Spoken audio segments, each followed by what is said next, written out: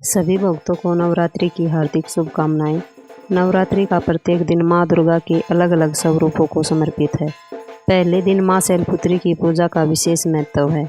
आइए जानते हैं माँ शैलपुत्री की दिव्य कथा, जिनका स्मरण करने से जीवन में साहस, शांति और सुख समृद्धि की प्राप्ति होती है। प्राचीन समय की बात है, जब भगवान विष्णु के परम भगत राजा दक्ष प्रजापति ने एक विशाल यज्ञ का आयोजन किया था।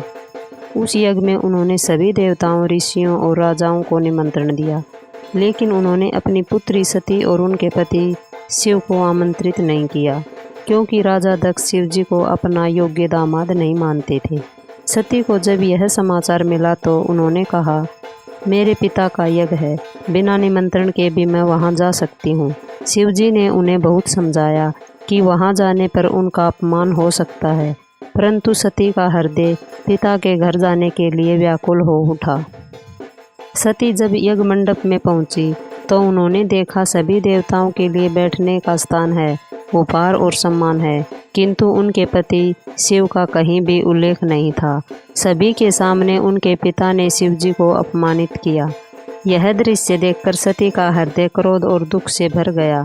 उन्होंने सोचा, जिस पिता ने मेरे आराध्य और मेरे पति का अपमान किया है, उनके शरीर से मेरा कोई संबंध नहीं रह सकता। क्रोधित और दुखी होकर सती ने यज्ञ कुंड में आहुति देकर उसी अग्नि में अपने प्राण त्याग दिए। जब यह समाचार भगवान शिव तक पहुंचा तो उनका क्रोध भयानक रूप ले बैठा। उन्होंने वीरभद्र और भूतगणों को उत्पन्न करके उस यज्ञ को विध्वंस कर दिया। फिर वे गहन समाधि में चले गए। कालांतर में सती ने पुनः जन्म लिया। इस बार वे पर्वतराज हिमालय की पुत्री बनी।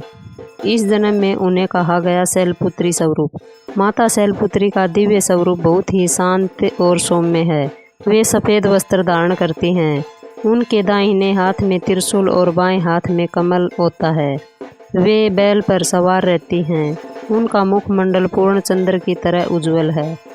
नवरात्रि के पहले दिन भगत माँ शैलपुत्री की पूजा करके अपने साधना पथ की शुरुआत करते हैं। इनकी पूजा से मनुष्य का आत्मबल, धैर्य, शांति और अटल संकल्प की प्राप्ति होती है। जो साधक नवरात्रि में नियम पूर्वक इनकी उपासना करता है, उनका जीवन सुख, समृद्धि और शांति से भर जाता है। तो यह थी पहले नवरात्रि की पावन कथा माँ शैलपुत्री की। अगर आपको यह कथा अच्छी लगी हो तो माता रानी का नाम लेकर कमेंट में लिखिए जय माता दी। और अगली कथा सुनने के लिए हमारे साथ जुड़े रहिए। माँ दुर्गा आप सबकी मनोकामना पूरी करें। धन्यवाद।